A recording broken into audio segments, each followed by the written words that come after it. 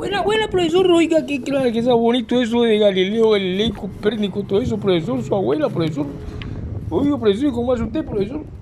Hombre, siéntese, ese es su saludito como todo y vamos a tomarnos un exquisito café colombiano. Pronto habrá cacao a granel en Colombia y será una potencia mundial. En una época fue el Dividí de La Guajira y por eso fue que la calle Murillo en Barranquilla se llamó el Dividí, porque los camiones venían de ahí directo allá a la vía 40 para ser llevados en buque. Bueno, queridos estudiantes, sí, eso fue muy grande y las enseñanzas que tenían antes los viejos. Y tenían unas formas de plevedades, pero que eran, ¿saben ustedes que la plebe y el vulgo, uno tiene que ver con las masas, el pueblo y las clases sociales? La plebe fue una clase social en la antigüedad, en Roma. Los patricios, los plebeyos, todas esas cuestiones. Y así se fueron creando muchos seres humanos. Por ejemplo, María Dolores, la del Falso Testamento, decía: la bondad del niño Flores, que es sagrada. Cuando quería refutar algo de alguien que estaba en una mentira o en algo sumamente que queriendo ya decirle que ya no comía cuento. No, es decir, yo no creo, yo no te ve. La bondad del niño Flores, que es sagrada. O me jode esa vaina. Y así por el estilo nuestros abuelos, o nosotros escuchábamos sus dichos, sus cosas. Y eso siempre ha existido en la humanidad, profesor. No es así, profesor, así es, querido estudiante. Por eso es que nosotros cuando vemos un ser humano, podemos ver que solamente de los seres humanos los únicos salvos. Usted puede estar con libros sagrados bajo el brazo, sea el que sea, y de cualquier religión, que mientras usted no tiene un gran amor por sí mismo y por la humanidad, usted no está salvo. Puede estar de la mano y agarrado, como decía la abuelita Trancrinia. Parece que estuviera agarrado de las chácaras de Dios. Por ejemplo, decían así. Eran dichos del vulgo. Eran cuestiones de los plebeyos que pertenecían a una clase en Roma. Eran cuestiones de unas clases inferiores a la nobleza, a los grandes emperadores y a todas esas cuestiones. Por eso yo quiero hablarle a ustedes y decirle que el siglo XXI se nos ha presentado como la sociedad del siglo XXI. Una sociedad del siglo XXI que realmente ha pasado por una cantidad de etapas y una cantidad de movimientos y una cantidad de guerra y una cantidad de cosas donde precisamente se ha sepultado el amor. Y el amor llegó a comercializarse. Incluso existe un día, el Día del Amor y la Amistad, creo que es. Y de ahí que cuando aquellas mujeres se echan los trapitos en la cara y la una le dice: para joderte, si yo te prestaba la cama para que tú te revolcaras con fulanito. ¿Cómo? ¿El mejor amigo de su marido? Sí, señor. Y dime que no en su cara. ¿Y tú? ¿Tú qué me vas a decir? ¿Tú qué vas a decir si esperaba que mi compadre se fuera para meter al otro padrino de uno de tus hijos? Verdad, y qué puta, qué vaina jodida. Entonces, cuando usted ve esta clase de mujeres que paran todo el día y de hombres, usted está ante unos dichos de una plebe, si es de la clase media o de una clase que tiene ciertos privilegios superiores a aquellos patricios, aquellos gente que en la India se conoció como lo más bajo, o los pies del brahmanismo o de Brahman, la escoria, van a encontrar un lenguaje distinto. Pero cuando ustedes entran a determinadas clases sociales y hay una educación y hay una cuestión, no quiere decir que allá no se encuentren vulgaridades y desfalcados. Yo tengo un amigo que tiene maestría, doctorado, el profesor Jorge Lanz. Y Jorge Lanz, cuando él habla con usted de ciencia, educación, usted es tanto una eminencia, un maestro, un máster, un doctor, ¿verdad? Pero él como ser humano, como persona acá, cuando también se ha relacionado con el vulgo, con la plebe y suelta sus plevedades, el doctor Fulano, el doctor Sutano, puedo mencionar como a 10 grandes eminencias, profesores de universidades, y te hablan así de no joda, eche, y entonces quiero que ustedes, queridos estudiantes, aprendan toda esta cosa que es el lenguaje del vulgo, el lenguaje que hay en ciertas áreas y ustedes deben desenvolverse ahí también. Y por eso es que usted, profesor, usted cuando llega y dice, pero usted ¿por qué tiene que saber esas cosas? Si eso nada más lo sabe un abogado, eso nada más lo sabe un psicólogo con maestrías y diplomados.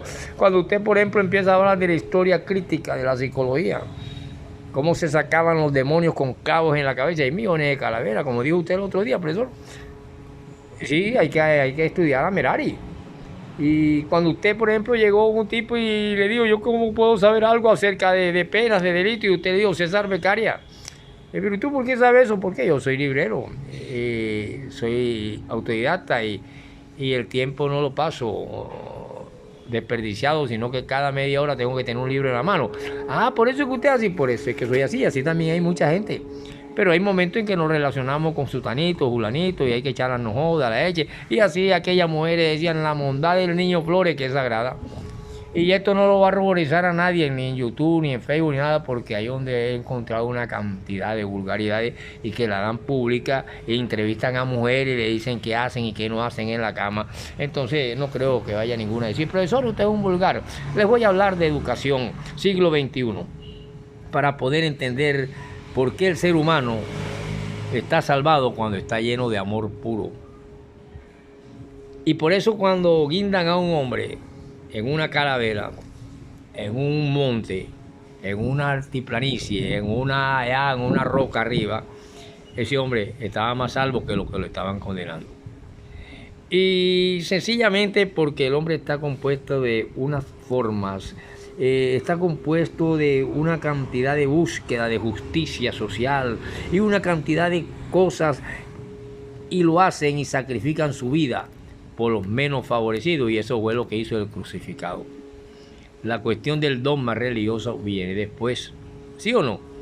Sí, es cierto que después, 300, 400 años que empieza a aparecer las primeras formas de cristianismo, y ciento y pico allá en el mismo primitivismo cristiano empezaron a ser perseguidos, pero ya se formaban las primeras células y las cuestiones, ¿sí o no? Entonces todo no es normal, no es nada más que así, que sopla y hacemos botella. Por eso yo le voy a hablar que el siglo XXI, cuando existen y todos tenemos que contribuir a la formación de un ser humano, tenemos que inculcarle el amor. Hablaban hombres como Subiría, por ejemplo, alguna vez habló de que quien tiene amor está salvo. Son las mejores energías que hay para nosotros hacer algo por la humanidad. Y si un presidente tiene amor y tiene piedad y tiene misericordia y compasión por las escorias que llaman otros de una sociedad dividida en clases, por unos desposeídos, por unas personas que necesitan agua, que necesitan alimento, que en su vejez necesita tener una vejez digna y luchan por ello, esos hombres, aunque los condenen, están salvos. Aquí nadie puede decirme a mí que no hay un hálito del Todopoderoso, sea Alá, sea Yahvé, sea Jehová, sea el hombre hecho Dios, como en el caso en que lo logra, en esa metamorfosis, en ese doblamiento, en esa fenomenología espiritual de Jesucristo. Vemos que si ellos lucharon por todos esos cambios sociales y expusieron su vida, esos hombres estaban llenos de amor.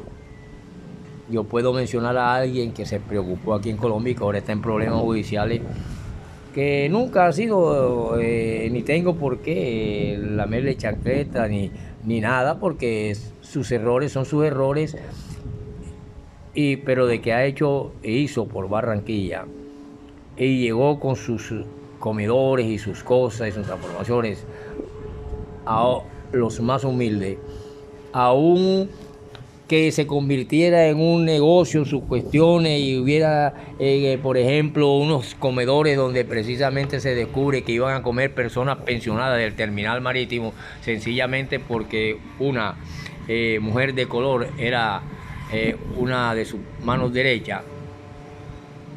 Sucedió en el valle y en muchos barrios.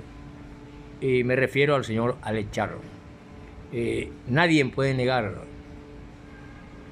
que el hombre extendió sus brazos y aquellos caminos llenos de barro, de espina, aquellos caminos donde no se podía caminar porque se resbalaba, donde muchas mujeres negras de los tugurios y trabajadores cansados de las edificaciones tenían que coger esos caminillos en época de lluvia, peor, se convirtieron en caminos de carreteras, caminos, y así utilizando el famoso Sisbén, los pobres llegaron a tener pasos y llegaron a tener cosas cercanas.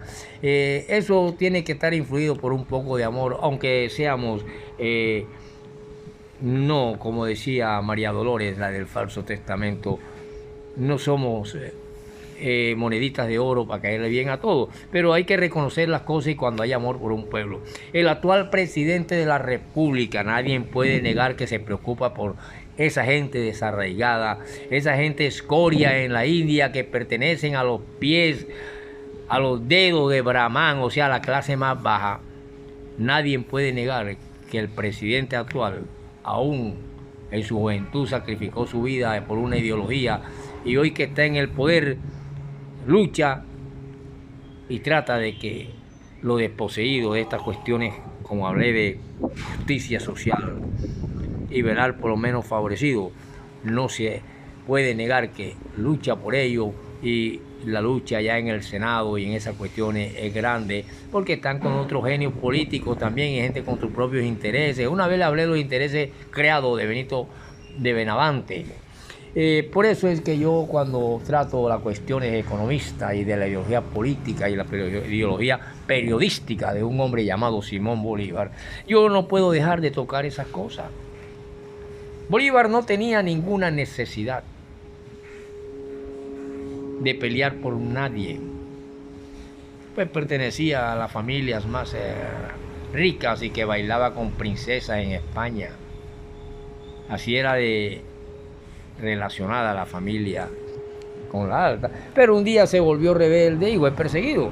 Y ha llegado a llegar que volaba en su caballo blanco desde una punta de los Andes a otra, y de ahí a la Sierra Nevada de Santa Marta. En cuestiones mitológicas le ponen una cantidad de cosas que volaba, ¿qué tal? Por lo tanto, cuando vemos los cambios sociales y las exigencias normativas que han tomado en estos momentos sorpresas al mundo de la academia, al mundo de la universidad, al mundo del intelectual, al mundo del diplomado, al mundo del doctorado, al mundo, etcétera, etcétera. Y a usted, profesor inventor de la literofilosofía, claro que sí. Si me quieren meter, si no me da lo mismo. Soy un guerrero, pero no un legionario, para que no vayan a confundir con un demonio, porque Satanás dijo que era legión. Legión significa unos hombres que pertenecen a un ejército y son muchos. Por lo tanto, nosotros cuando nos analizamos y vemos lo que es en economía la abundancia de bienes y de consumo, de esos recursos tecnológicos, de esas cuestiones que hacen que hayan datos, hayan informaciones que determinen cuándo hay comodidad y cuándo no. Y analizando otras cosas, entre otras, vemos que hay consecuencias insospechadas en las actuales generaciones y que el mundo que va naciendo va absorbiendo del ayer, y por eso van naciendo mentalidades nuevas en los jóvenes. Por lo tanto, las luchas van cambiando como el camaleón de forma y de color. Ya no se puede luchar con los mismos fusiles que luchó Fidel Castro. Ya esos fusiles no existen ni siquiera en los museos.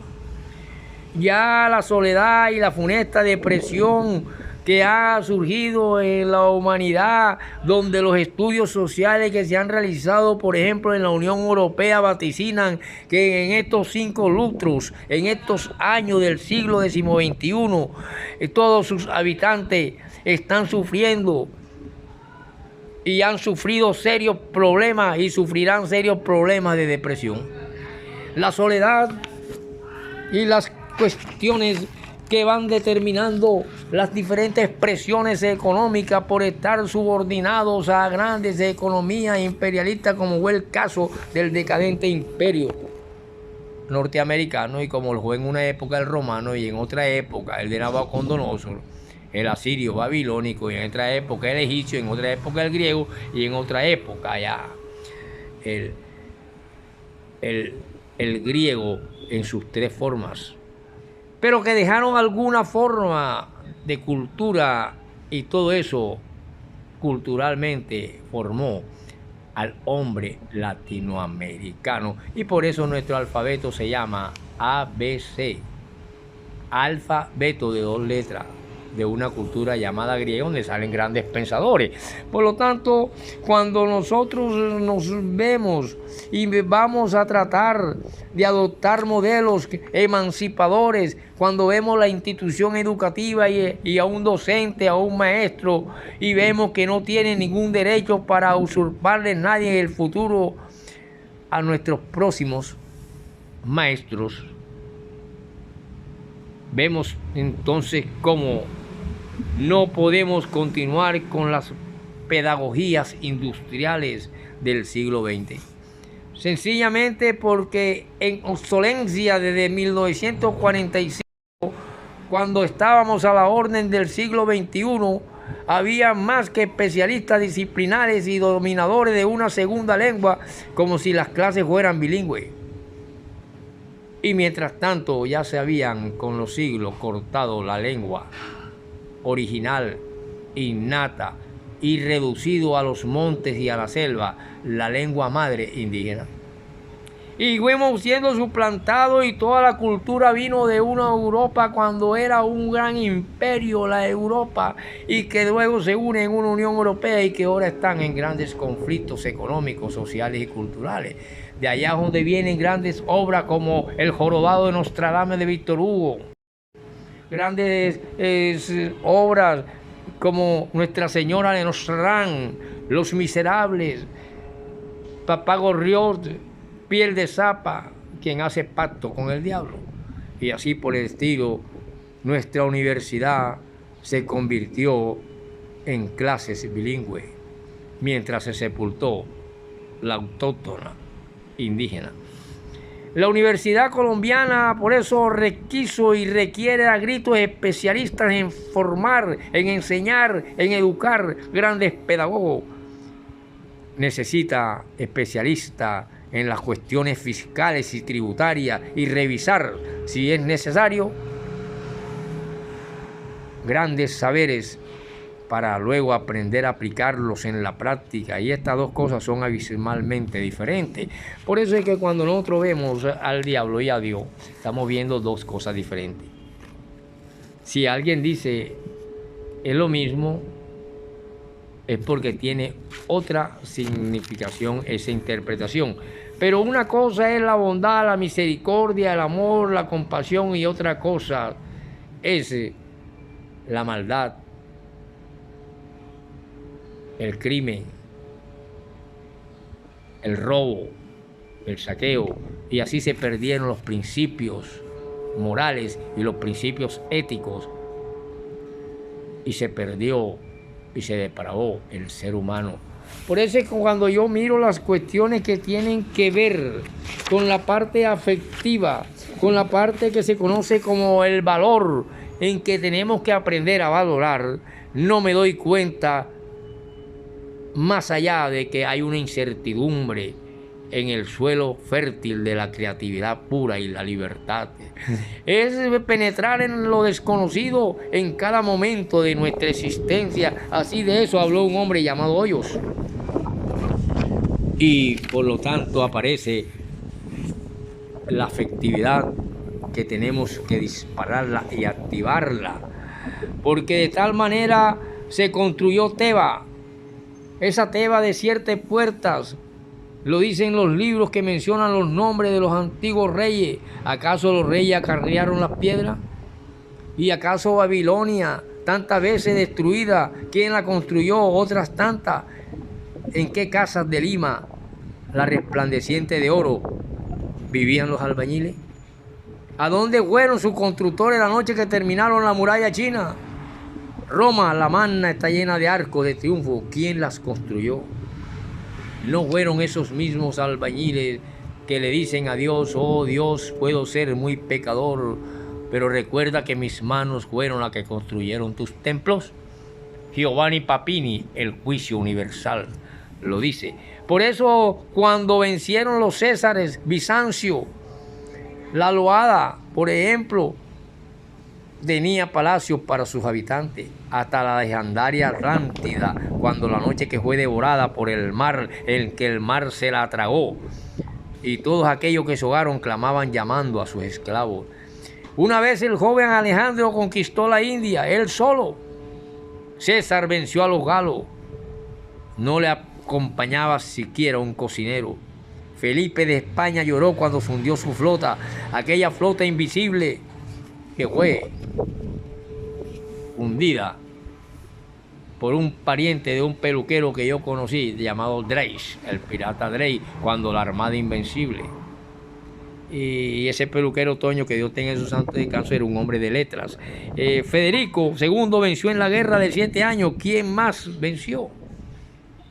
Por eso cada victoria, como esa victoria de la cruz, es inextinguible para el ser humano, de todo aquel que está lleno de amor y se compadece del pobre, del mísero, del enfermo, del desarrapado, del desheredado de la fortuna, y siempre se levantarán hombres para combatir contra las injusticias sociales y para el robo y el saqueo. Por eso cuando yo hablo de valores socioafectivos, cuando yo hablo de las desigualdades sociales, queridos estudiantes, cuando le digo que la iniquidad y la injusticia económica y la satisfacción que a veces logra en unos, pero hay una gran insatisfacción en los pueblos, esos pueblos de la plebe, de la búlgara, esos pueblos como aquella mujer que dice: ¿acaso tienes a Dios agarrado por la chácara? ¿O acaso eres tú igualito a Niño Flores, que tiene la monda de oro? De tal manera, queridos estudiantes de los grandes hombres ilustres y santos, alguna vez se ha escuchado una confesión. Como así podemos estar seguros que mientras un hombre logra sacar una lágrima de sus ojos, por muy criminal y asesino que haya sido, quiere decir que aún existe algo bueno y sublime en él. Queridos estudiantes, por eso que tratando de generar ocupaciones de a corto y mediano plazo, yo los insto a que lean, a que estudien, a que vean a nuestro libertador como no teniendo necesidad, lo mismo aquel Cristo en el Gólgota. Sin embargo, vivieron todos los suplicios: Bolívar tuberculoso, el Señor desangrado por una pelea que no era de ellos, pero que tenían que librarla por los pobres, por los humildes. Y esos hombres se les llama gobierno popular. Y esos hombres serán siempre apoyados y recordados como Jorge Eliezer Gaitán. Siempre serán recordados y queridos. Y todo aquel que hace por el pobre y le ayuda. Y por eso merece un gran aplauso Ernesto Sampera, le había inventado el CISBEN, que ha ayudado mucho cuando antes había que dejar morir a una persona porque no había para una receta y había que empeñar y hipotecar la casa si alguien padecía de cáncer o de algo. Continuaremos en la próxima. Sí, profesor, porque después se va a poner a llorar, profesor. Usted que es un guerrero, un legionario, pero no un demonio. Y de legiones. Nos vemos.